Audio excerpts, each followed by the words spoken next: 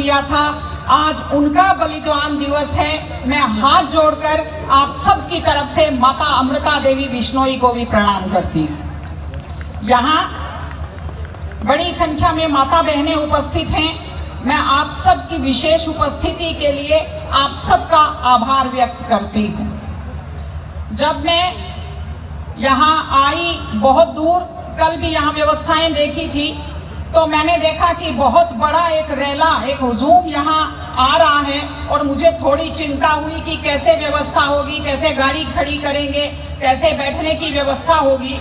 लेकिन मैं वाकई दिल से आभार करती हूँ, दिल से आभार प्रकट करती हूँ कि वॉलंटियर्स को मैंने देखा जैसे सीमा पर फौजी तैनात होते हैं, किसी बात से मतलब नहीं, केवल अपनी ड्यूटी से मतलब, उस तरह फौजी की तरह सारे वॉलंटियर लगे हुए थे। मैं आप सबका इन पूरे लोगों की तरफ से आप सबको शाबाशी देती हूँ और पूरा यकीन है अब कि जब ये विशाल मंदिर तैयार होगा और इससे भी बड़ा प्रोग्राम होगा तो निश्चय ही उसकी बड़ी शानदार व्यवस्थाएं इन सब वॉलंटियर्स के कारण हो सकेंगी। और मैं प्रणाम करती हूँ हमारे बुजुर्गों को। आज हमने देखा कि कैसे हीरे और कैसे हीरो हमारे बीच मौजूद थे। मैं प्रणाम करती हूँ अपने बुजुर्गों को जिन्होंने हमें मेहनत करने के संस्कार दिए, जिन्होंने निरंतर जूझने के संस्कार दिए, जिसके कारण कारगिल का युद्ध भी हमारे बच्चे जीतते हैं और ओलंपिक में पदक भी हमारे बच्चे जीतते हैं। वैसे आज बहुत सी तारीफें हुई हैं और यहाँ माताएं उपस्थित हैं, युवा उपस्थित हैं, जो 35-38 साल तक के बच्चे हैं, वो मेरे बेटों जैसे हैं। तो सबकी माताओं की तरफ से मैं बहुत संक्षेप में छोटी सी बात आपसे अपील करना चाहती हूँ। जो कौम अपनी बड़ाई करती रहती है, अपना आत्मचिंतन नहीं करती, उसकी गति रुक जाती है प्रगति की। पहले भी बात कही गई, लेकिन मैं 3 चीजों की तरफ आपका ध्यान दिलाना चाहती हूँ। हमारी युवा पीढ़ी बड़ी आकर्षित हो रही है। एक नशे की आदत, एक अपराधों की तरफ आकर्षण और एक लापरवाह तेज ड्राइविंग के प्रति आकर्षण। नशे का तो ये हालत है। आपको एक उदाहरण देती हूँ। एक ऐसे शख्स, एक ऐसे खिलाड़ी दिल्ली के, जिन्हें आज मेडल जीते हुए लोगों की गिनती में होना चाहिए था पहलवानी में, अपराध के कारण आज दिल्ली में जेल की सलाखों के पीछे बैठे हैं। ये हमारे लिए दुख की और शर्म की बात है। और तीसरी चीज, तेज ड्राइविंग। 1 लाख युवक, बाकी बड़े उम्र के लोग अलग हैं, 1 लाख युवक जान गंवाते हैं हर साल लापरवाह ड्राइविंग के कारण।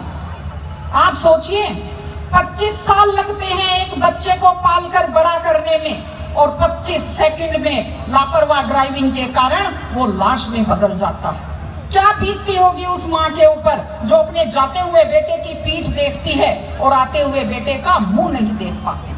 आप लोग क्या सोचते हैं? अगर आप अपनी पावर दिखाना चाहते हैं तो मिल्खा सिंह की तरह तेज दौड़िए, या कि आप नीरज चोपड़ा की तरह, देवेंद्र झाझड़िया की तरह आप तेज भाला फेंकिए मोटरसाइकिल का कान मरोड़ने में, या तेज गति से कार भगाने में कोई बहादुरी नहीं होती। बात आई है तो मैं आपको बताती हूँ। देखिए, ये ओंकार जी खड़े हैं, कोरोना फैला, कोरोना से अपनी माता जी को बचा नहीं पाए, लेकिन उस काल में जब इतना खतरनाक माहौल था, इन्होंने अपने माता जी की इतने प्यार से सेवा की, इतने सम्मान से सेवा की कि पूरा जो कोविड हॉस्पिटल है वो आज भी इनकी सेवा का उदाहरण देता है।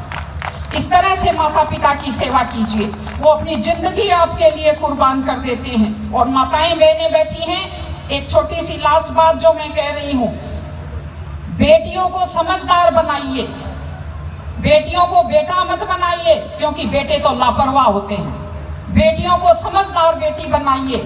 जब वो घर से बाहर जाती है तो उसको समझाइए कि वो साथ अपने घर की इज्जत लेकर के जाती है। बेटियों को समझाइए कि कैसे लोग मीठी मीठी बातों का जाल लेकर शिकारियों की तरह से घूमते हैं। और अपनी बेटी को संस्कार दीजिए कि वो जिस घर में जाए अपने सास ससुर की सेवा करे। आजकल मैंने नया ट्रेंड देखा है, बेटियां माँ मम्मी की तो बहुत चिंता करती है, लेकिन सास की चिंता नहीं करती हैं। ये गलत चीज है। औरत घर की धुरी होती है। अगर वृद्ध लोगों की चिंता नहीं करेंगे तो हमारे वृद्ध लोगों को सुरक्षा कैसे मिलेगी, उन्हें सम्मान कैसे मिलेगा, इनकी जिंदगी खुश कैसे होगी। इसलिए कोई भी कौम तभी आगे बढ़ती है जब वो संस्कारवान हो, जब वो मेहनती हो, जब वो शिक्षा पर ध्यान दे। हमने ये सब किया है, मैं आपको बधाई देती हूँ, लेकिन आगे इन सामाजिक चीजों की हम लोग ध्यान रखें। मैं आपको बहुत बहुत शुभकामनाएं देती हूँ। सादी जिंदगी जिए, व्यसन मुक्त जिंदगी जिए, ईमानदारी की और मेहनत की जिंदगी जिए, खुश रहें आप सब लोग। पुनः मैं ओंकार जी को, उनकी टीम को बधाई देती हूँ। बहुत व्यवस्थित इतना बड़ा आयोजन इन्होंने किया है। तेजाजी महाराज की कृपा से आप सबको ढेर सारी शुभकामनाएं। एक बार मेरे साथ बहुत जोर से बोलेंगे, थोड़ी सुस्ती आ गई है, वो भी दूर हो जाएगी। बोलिए तेजाजी महाराज की जय। थोड़ा सा जोर से। सांगलिया धूनी की जय।